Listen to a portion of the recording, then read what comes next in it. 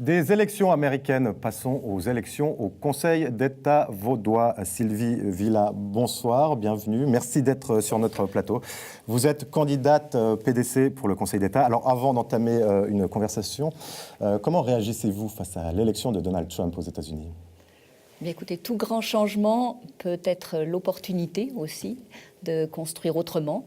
Et je pense pour les pays d'Europe, ça va être l'occasion de se repositionner. Et s'il met en œuvre la construction d'un mur vis-à-vis des Mexicains, eh bien, peut-être on pourra choisir soit de s'en inspirer, soit au contraire de trouver d'autres solutions. Très bien, comme souvent l'Europe suivra un petit peu la politique américaine. Donc vous êtes là évidemment parce que vous êtes candidat pour le PDC au Conseil d'État. Jetons un petit coup d'œil à votre curriculum vitae.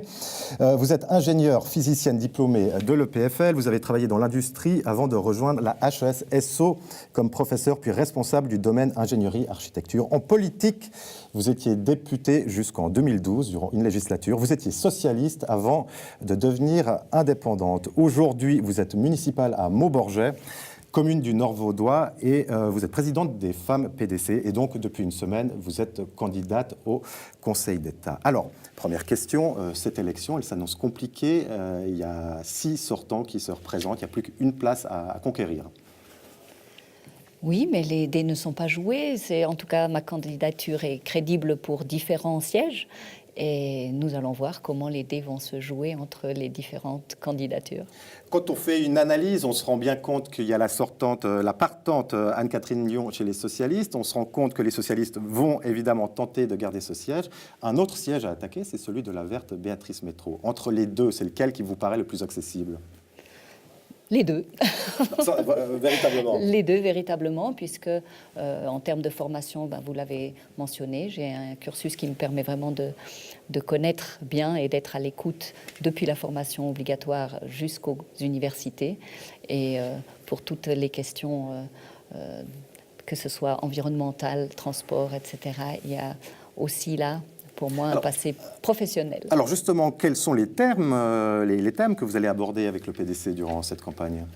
Ce sera une campagne de l'Alliance du Centre. Donc déjà, je me permets de le souligner. Avec Vaulibres et Serge Mély qu'on a reçus la semaine dernière. Ça va être important pour moi de porter vraiment les thèmes qui sont de nos partis et de ne mettre aucun de nos partis mal à l'aise. Nous sommes justement en ce moment en train de préparer ce programme ensemble. C'est d'ailleurs une belle dynamique puisque nous mettons tout ce qui nous rassemble.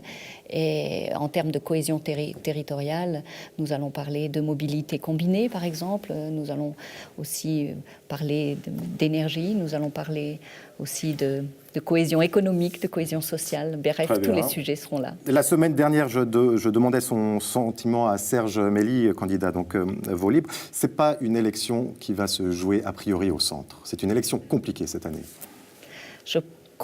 Nous croyons que le centre a sa place en politique. Si ça n'est pas pour cette législature, ce sera pour une prochaine. Mais en tout cas, là où il y a de l'espoir, nous allons nous y engager. Dans tous les cas, le centre sera présent au second tour. Nous l'espérons bien.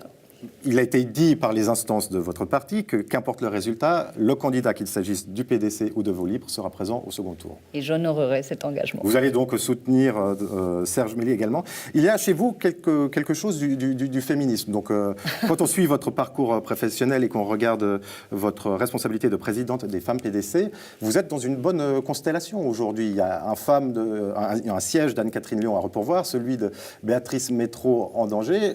Qui de mieux que pour reprendre le siège d'une femme qu'une autre femme ? Les femmes ont leur place en politique, dans l'économie, partout. Et effectivement, je soutiens ce type d'engagement. Si c'est être féministe, alors je le suis. C'est pour moi important d'être des modèles, quand bien même, si la situation est morose pour les femmes, il n'en tient qu'à elles, puisque nous sommes autonomes, responsables. À elles de s'émanciper également. Gérald Créteny, bonsoir, vous êtes sur ce plateau pour nous parler dans un instant de la loi de l'aménagement sur le territoire. Il se trouve que vous êtes PDC aussi et que vous étiez candidat la semaine dernière aux primaires du PDC. Le parti a préféré la candidature de Madame Villa à la vôtre. Est-ce que vous êtes déçu ?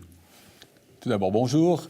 Non, alors moi je suis ravi par le choix.